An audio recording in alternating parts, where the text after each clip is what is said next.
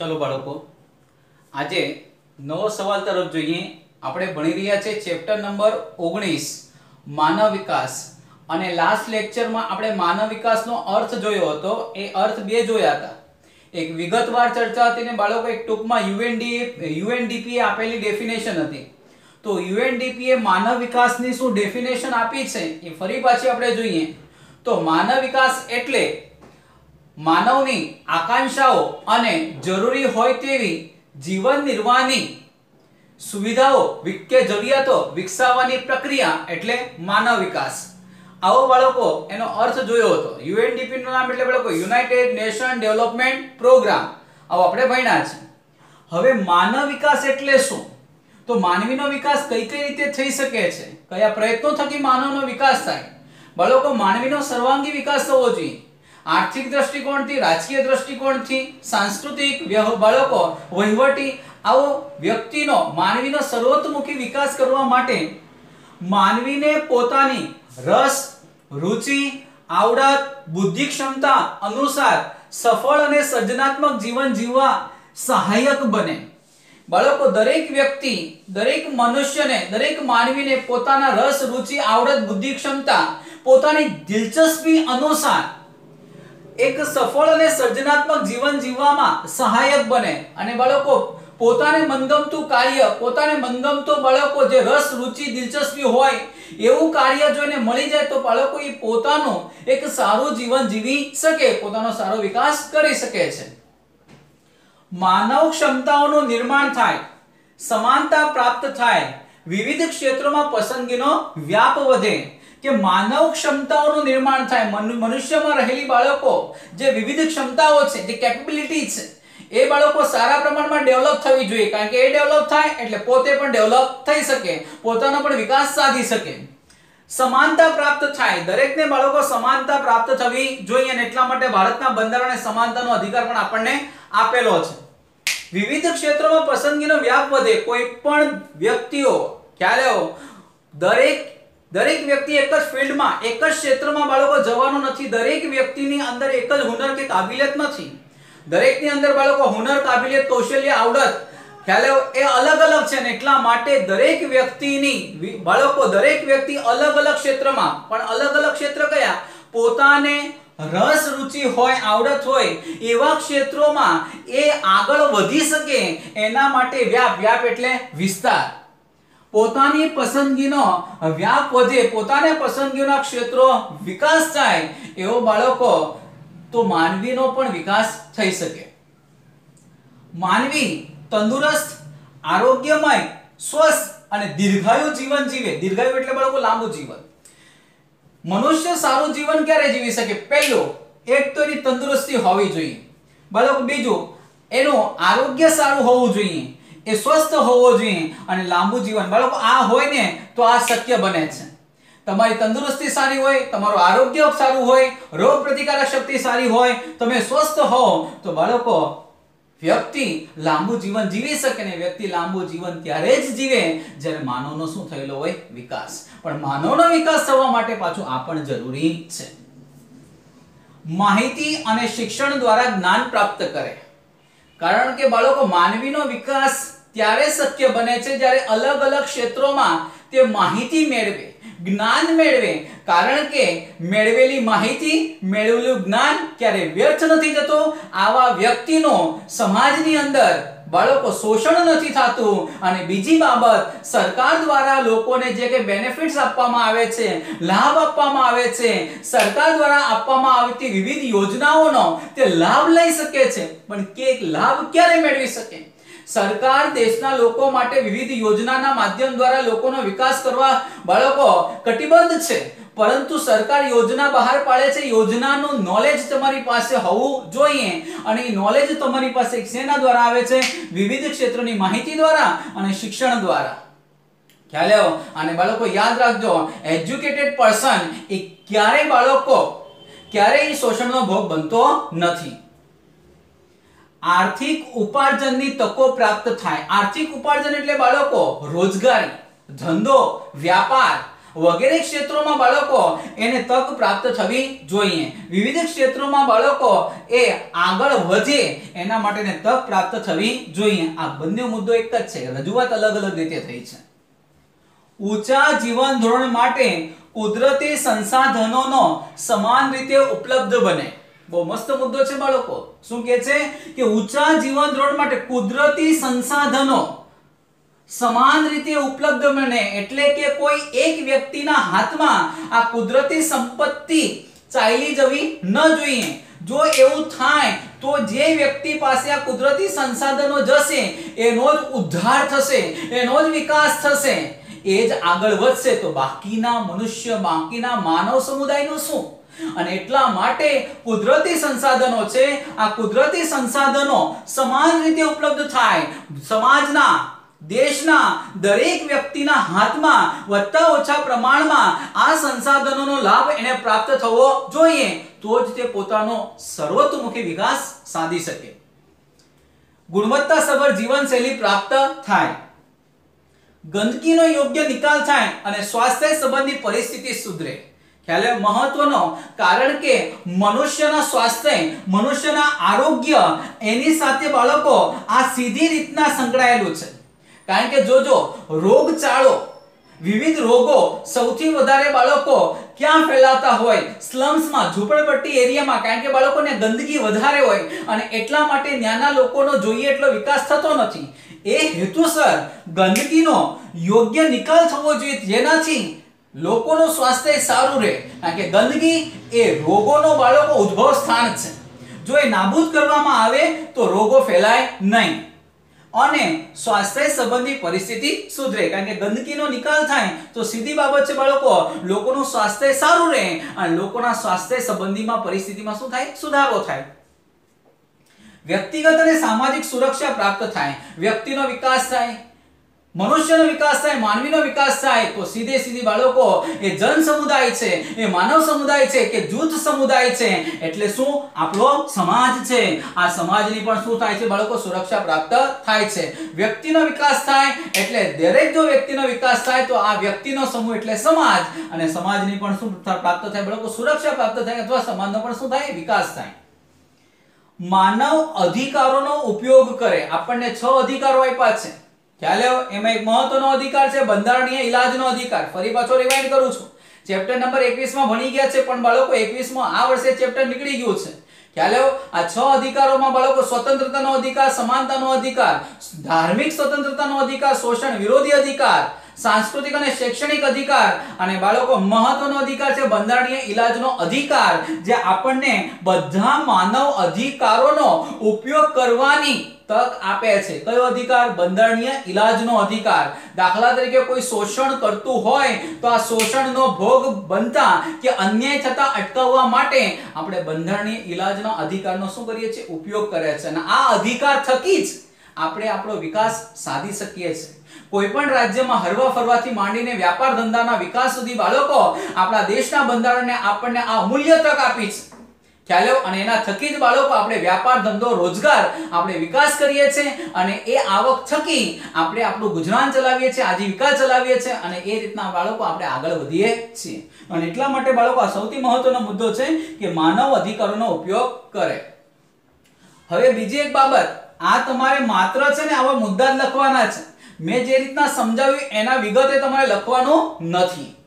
ખ્યાલ આવ્યો? તમારે 3 માર્ક્સનો સવાલ પૂછાય તો તમારે માત્ર આટલા મુદ્દા જ લખવાના હોય છે. તમારે એની અંદરની ડિટેલેશન લખવાની હોતી નથી. બાળકો 2 માર્ક્સનો સવાલ છે. આર્થિક વિકાસના અંતે સામાજિક વિકાસ સાધી શકાયો નથી. શા માટે? આર્થિક વિકાસ બાળકો, આર્થિક વિકાસનો મુદ્દો આપણે લાસ્ટ લેક્ચરમાં બહુ વિગતવાર જોયો હતો. એના પહેલા પણ ચેપ્ટર નંબર 15 માં બાળકો વિગતવાર જોયો છો. કઈ રીતના?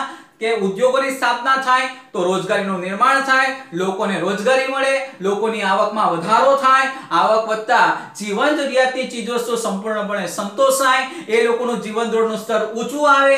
જે દેશના લોકોનું જીવન ધોરણનું સ્તર ઊંચું આવે એ દેશની માથાદીઠ આવકમાં શું થાય? વધારો. અને માથાદીઠ આવકમાં વધારો થાય તો દેશનો શું થાય છે? આર્થિક વિકાસ. ખ્યાલ આવ્યો? અને બાળકો ફરી એક વખત માથાદીઠ આવક એટલે શું? તો રાષ્ટ્રની કુલ આવકને રાષ્ટ્રની કુલ વસ્તી વડે ભાગતા મળતા આંકને શું કહેવાય? માથાદીઠ આવક. તો આ રીતના આર્થિક વિકાસ થાય. હવે સવાલ શું કહે છે કે આર્થિક વિકાસના અંતે સામાજિક વિકાસ સાધી શકાયો નથી. શા માટે? આપણા દેશનો બાળકો આર્થિક વિકાસ થયો છે પણ સમાજનો વિકાસ થયો નથી. શા માટે? એના માટે એવા કયા કારણો જવાબદાર છે કે દેશનો વિકાસ થયો પણ સમાજનો વિકાસ ન થયો? ખ્યાલ આવ્યો? હવે સંપૂર્ણપણે બાળકો બધા સમાજનો વિકાસ નથી થયો કે દેશના લોકોનો વિકાસ થયો એવી વાત નથી. તેમ છતાં અમુક વર્ગ અમુક સમુદાય બાળકો જે વિકાસ થવો જોઈએ, જે પ્રણાલી અપનાવવી જોઈએ એનાથી વંચિત રહ્યા છે ને એટલા માટે બાળકો વિકાસ થયો દેશનો પણ સમાજનો વિકાસ ન સાધી શકાયો. તો એના માટે આ 2 માર્ક્સનો કારણો કયા કયા આવશે? તો પહેલું, વિકાસશીલ દેશોમાં, ભારત કયો દેશ છે? વિકાસશીલ દેશ. વિકાસશીલ દેશોમાં નવીન સુધારા પ્રત્યે ઉદાસીનતા કે સુખ. એટલે શું બાળકો? વિકાસશીલ દેશોમાં શું હોય? વિકાસશીલ દેશોમાં જે નવીન સુધારા થાય છે, નવી નવી ટેકનોલોજી આવે છે, નવી નવી બાબતો આવે છે, લોકો એને ઝડપથી સ્વીકાર કરતા નથી. ખ્યાલ આવ્યો? અને સ્વીકાર નથી કરતા અને એટલા માટે બાળકો તેઓ આગળ વધતા નથી. અને એટલા માટે કહેવાય છે કે નવીન સુધારાઓ પ્રત્યે નવી નવી બાબતોનું જે સંશોધન થાય છે, શોધખોળ થાય છે, આપણે એને ઝડપથી સ્વીકારતા નથી. ખ્યાલ આવ્યો? અથવા એને માનતા નથી. અને એટલા માટે બાળકો જે પરિવર્તન આવવાનો અવકાશ જે ઝડપી હોવો જોઈએ એ પરિવર્તન આપણામાં ઝડપથી આવતું નથી. બીજી, નીચી આકાંક્ષા. બાળકો આ બહુ મસ્ત મુદ્દો છે. નીચી આકાંક્ષા હંમેશા બાળકો અપેક્ષાઓ, ઈચ્છાઓ બાળકો ઊંચી રાખવાની. ધોરણ 10 માં બાળકો તમે અભ્યાસ કરો છો ને તો ટાર્ગેટ હંમેશા બાળકો A1 નો ન હોવો જોઈએ પરંતુ 100% માંથી 95, 96, 98% નો લેવાનો જ ટાર્ગેટ રાખવો જોઈએ. અમુક તો બાળકો 10મા ધોરણમાં છે ફોર્મેલિટી જ કરે છે. બસ 10મું ધોરણ છે પાસ કરવાનું છે. નહીં બાળકો, લાઈફ જીવવાની એટલે બાળકો હંમેશા દુનિયા કરતા અલગ કરીને બતાવવાનું અને અવ્વલ કરીને બતાવતા શીખવાનું. ખ્યાલ આવ્યો? અવ્વલ કરીને બતાવતા શીખવાનું ને આગળ વધતા શીખવાનું. ખ્યાલ આવ્યો છે? અને એટલા માટે બાળકો લોકોએ જે ધારણા ધારવી જોઈએ, અપેક્ષા ધારવી જોઈએ, ઈચ્છાઓ ધારવી જોઈએ એ હંમેશા કેવું બાળકો? ઊંચું. એટલે કે બાળકો હંમેશા જે ગોલ સેટ કરો ને એ આપણો ગોલ હંમેશા કેવો હોવો જોઈએ? ઊંચો હોવો જોઈએ. નિરક્ષરતા. બાળકો આપણા દેશમાં આજે પણ એજ્યુકેશન કરતા એટલે કે એજ્યુકેટેડ પર્સન કરતા અનએજ્યુકેટેડ પર્સનનું પ્રમાણ બાળકો વધારે જોવા મળે છે. જો કે હવે આ પ્રમાણમાં સુધારો થયો છે. ખ્યાલ આવ્યો? આ પ્રમાણમાં શું થયો છે? સુધારો. બાળકો 2001 ની વસ્તી ગણતરી અનુસાર સૌપ્રથમ એવું આપણા દેશમાં બન્યું કે 50% કરતા એજ્યુકેટેડ પર્સનનું પ્રમાણ વધ્યું. એટલે એજ્યુકેશનનું પ્રમાણ વધ્યું. તો અત્યાર સુધી 47 થી માંડીને 1947 થી માંડીને બાળકો 2000 સુધી ભારતમાં અનએજ્યુકેટેડનું પ્રમાણ વધારે હતું. એટલે 50% કરતા વધારે અનએજ્યુકેટેડ હતા અને એજ્યુકેટેડનું પ્રમાણ 50% કરતા ઓછું હતું. પણ 2001 માં ફર્સ્ટ ટાઈમ એવું બન્યું કે એજ્યુકેટેડ લોકોનું પ્રમાણ 50% કરતા વધાર્યું. અને એટલા માટે બાળકો આજે પણ આપણા દેશમાં નિરક્ષરતાનું પ્રમાણ કેવું છે? વધારે છે. સાહસ વૃત્તિનો અભાવ. ખ્યાલ આવ્યો? સાહસ વગર સિદ્ધિ નથી અને સફળતા પણ નથી. એટલે બાળકો કંઈક નવું કરવા માટે જે પ્રયત્ન કરવાના હોય, ખ્યાલ આવ્યો? એવું સાહસ કરતા નથી અને નવું કરવાનો પ્રયત્ન, કંઈક આગળ વધવાની તક, કંઈક આગળ વધવાની જે જિજ્ઞાસા વૃત્તિ છે એ આપણામાં કેવી છે બાળકો? ઓછી છે. અને એટલા માટે બાળકો દેશનો આના લીધે વિકાસ સાધી શકાતો નથી. દેશનો વિકાસ નથી સાધી શકાતો જેના કારણે દેશના લોકોનો પણ વિકાસ નથી સાધી શકાતો અને એટલા માટે સમાજનો પણ વિકાસ સાધી શકાતો નથી. વહેમ, અંધશ્રદ્ધા, જૂનવાણી માનસ અને જૂની પુરાણી રૂઢિઓ એટલે કે પરંપરાઓ અને રિવાજો. ખ્યાલ આવ્યો? બાળકો સંગત છે કારણ કે ચારે ચાર શબ્દ એકબીજા સાથે સંકળાયેલા છે. વહેમ અને અંધશ્રદ્ધા. ખ્યાલ આવ્યો? બીજું, જૂનવાણી માણસ. આજે પણ બાળકો આપણા દેશના લોકો વૈજ્ઞાનિક દ્રષ્ટિકોણનો સ્વીકાર કરતા નથી અને આ વૈજ્ઞાનિક દ્રષ્ટિકોણનો સ્વીકાર નથી કરતા ને એટલા માટે જ બાળકો આપણી મેન્ટાલિટી, ખ્યાલ આવ્યો? આપણી મેન્ટાલિટી બાળકો આજે પણ જૂની પુરાણી રીતિ રિવાજો પરંપરાઓને વળગી રહ્યા છે. નવી બાબતનો આપણે આજે પણ સ્વીકાર કરતા નથી અને એટલા માટે બાળકો જે પરિવર્તન આવવું જોઈએ, જે વિકાસ થવો જોઈએ એ વિકાસ નથી થતો અને એટલા માટે એક બાજુ આર્થિક વિકાસ થાય છે પરંતુ સામાજિક વિકાસ થતો નથી. ઉપરાંત ભૌતિક અને કુદરતી સંસાધનોનો જોઈએ એટલા પ્રમાણમાં ઉપયોગ થયો નથી. ખ્યાલ આવ્યો બાળકો? આપણી પાસે પુષ્કળ પ્રમાણમાં ભૌતિક અને કુદરતી સંસાધનો છે, પરંતુ દેશના હિતમાં જેટલા સંસાધનોનો જે રીતે ઉપયોગ થવો જોઈએ એટલા પ્રમાણમાં થયો નથી, જેથી દેશના લોકો આજે પણ ઘણા ખરા બેરોજગારીનો ભોગ બને છે. લોકોને રોજગારી મળતી નથી. લોકોને રોજગારી નથી મળતી ને એટલા માટે આવક વધતી નથી. આવક ન વધવાને કારણે એ લોકો પોતાની જીવન જરૂરિયાતની તમામ ચીજવસ્તુઓ સંપૂર્ણપણે સંતોષતા નથી. આ હેતુસર પણ કહી શકાય કે દેશમાં જે ભૌતિક અને કુદરતી સંસાધનો છે એનો પૂરતા પ્રમાણમાં ઉપયોગ થયો નથી, અને એટલા માટે દેશનો બાળકો આર્થિક વિકાસને અંતે બાળકો સામાજિક વિકાસ પણ સાધી શકાયો નથી. બાળકો 2 માર્ક્સનો સવાલ છે. આ 2 માર્ક્સના સવાલમાં તમારે ખાલી મુદ્દાઓ લખવાના છે. ઓકે, ખ્યાલ આવ્યો? હજી એક જ બાળકો સવાલની ચર્ચા આપણે કરીએ.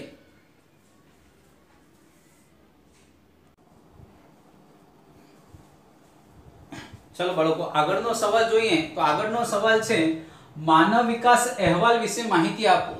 બાળકો હમણાં જસ્ટ આપણે સવાલ જોયો તો છેલ્લો સવાલ કે આર્થિક વિકાસનો અંતે સામાજિક વિકાસ સાધી શકાયો નથી. પછી છે ને એના પછીનો જે સવાલ છે એ સવાલ છે માનવ વિકાસ આંકના નિર્દેશકો. આપણે એ હવે પછીના લેક્ચરમાં જોઈશું.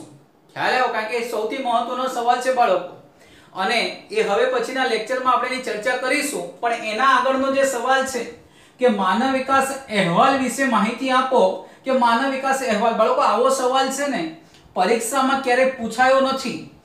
પૂછાવાની શક્યતા પણ બહુ ઓછી હોય, પણ આમાંથી વિકલ્પ ખાલી જગ્યા જોડકા ખરા ખોટા ખૂબ જ મહત્વનું રહેશે. પરીક્ષામાં પૂછાવાની શક્યતા ખૂબ વધારે હોય છે.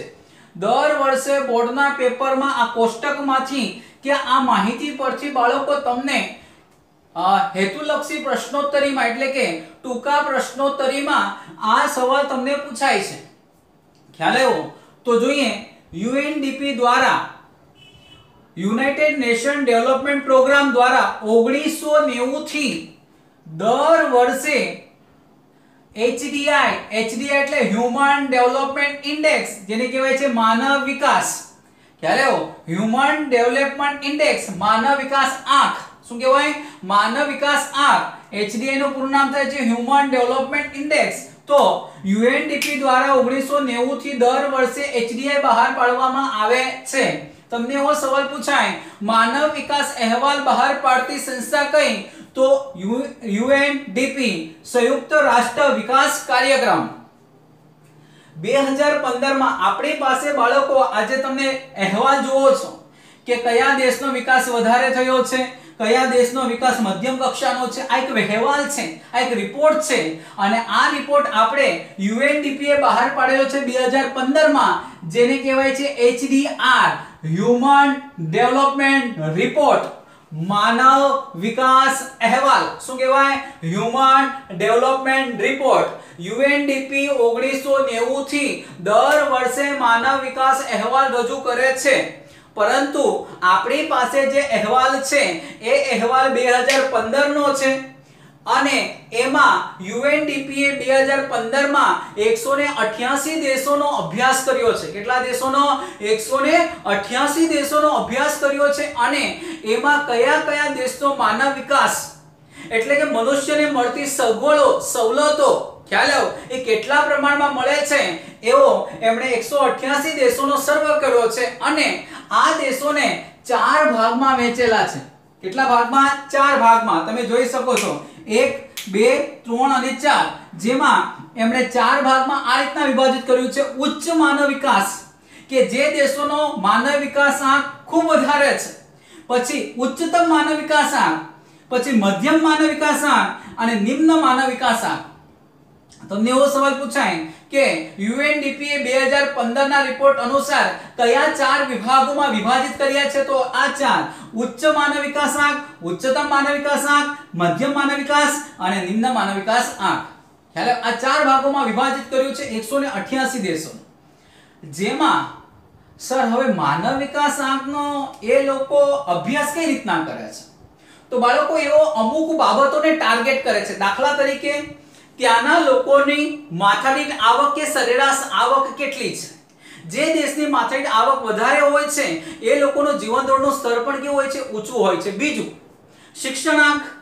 ખ્યાલ આવ્યો? જે દેશમાં એજ્યુકેશનનું પ્રમાણ વધારે હોય છે ને રોજગારીની તકો પણ વધારે હોય છે, એમને મળતી સવલતો પણ વધારે હોય છે અને સાથે સાથે એ લોકોનો વિકાસ વધારે, સવલતો સેવાઓ વધારે પ્રાપ્ત થાય છે. ત્રીજું બાળકો, સરેરાશ આયુષ્ય.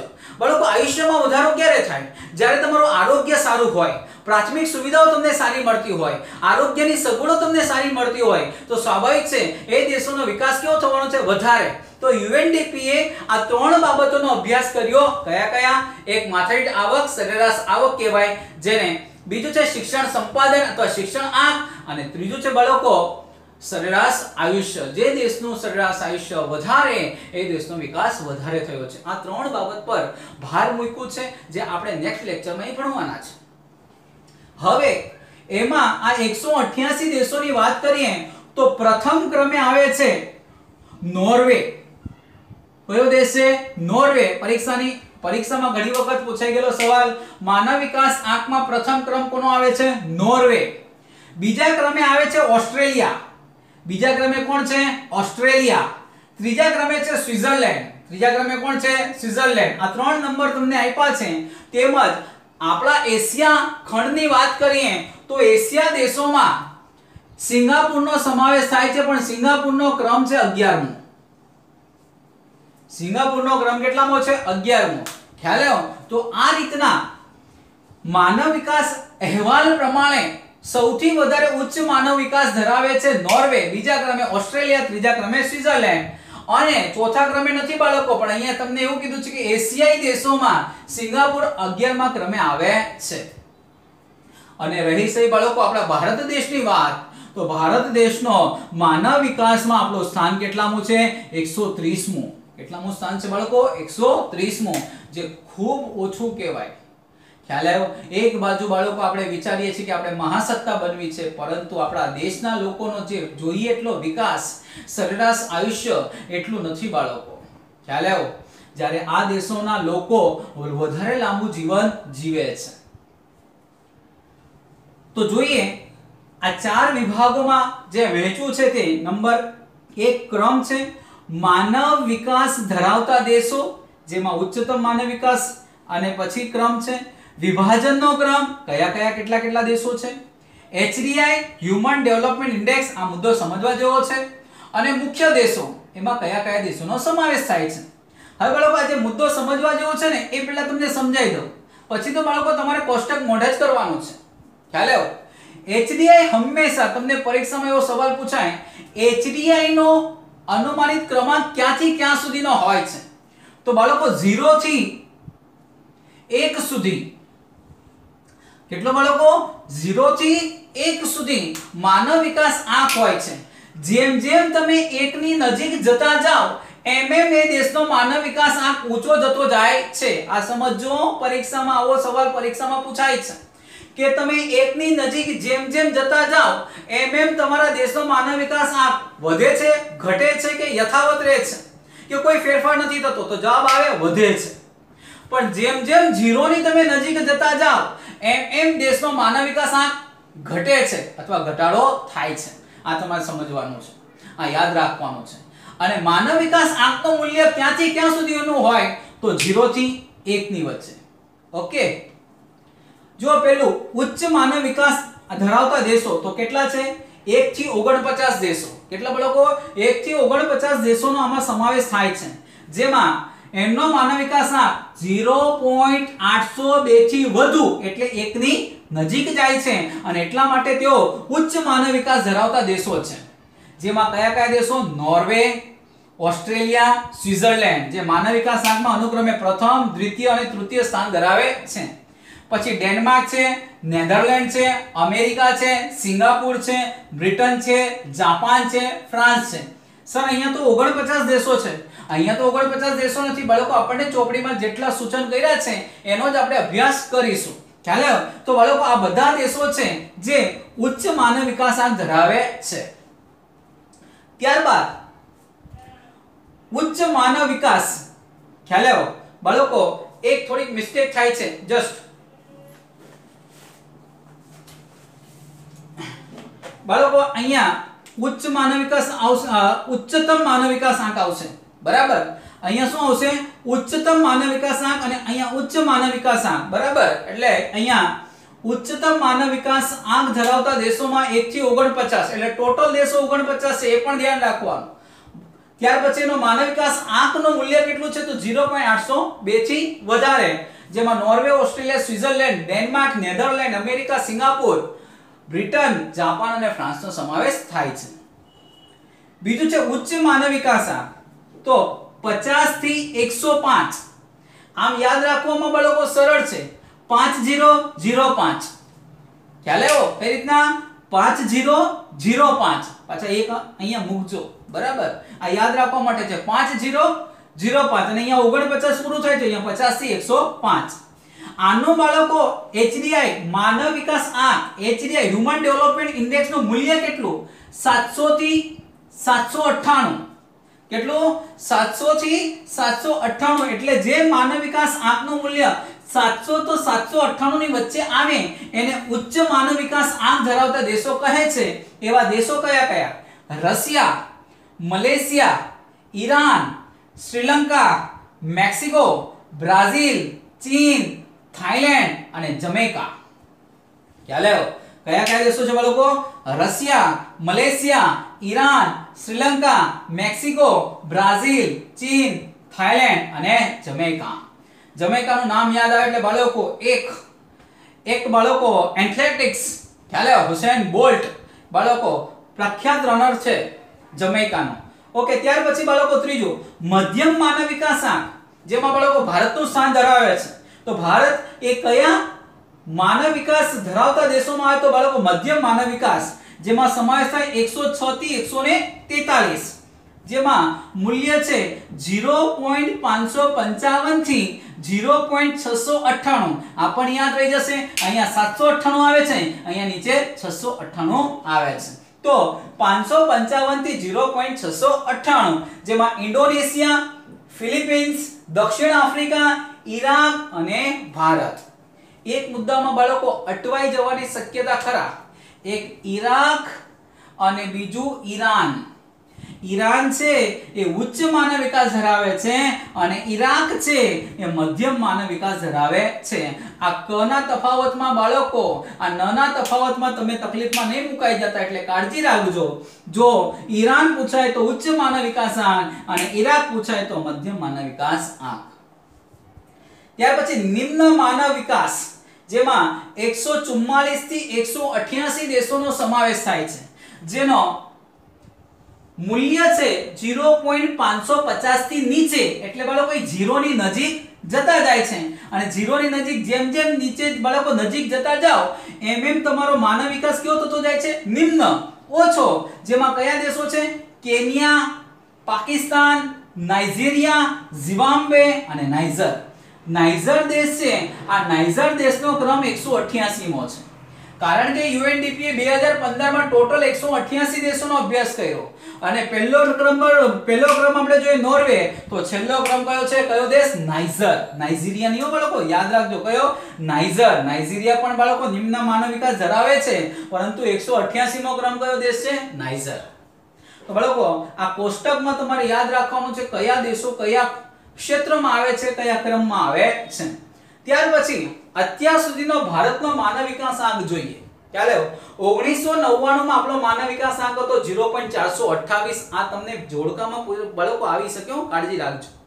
જોડકામાં તમને આ સવાલ પૂછી શકાય કે ભારતનો માનવ વિકાસ આંક 1999 માં 0.428 હતો, જે 2000 માં 0.496 થયો, 2010 માં 0.586 થયો, 2014 માં 0.604 થયો અને 2015 માં 0.609 થયો. આના પરથી બાળકો આપણે એવું તારણ કાઢી શકીએ કે આપણા ભારત દેશનો માનવ વિકાસઆંક એ સતત શું થતો જાય છે? વધતો જાય છે.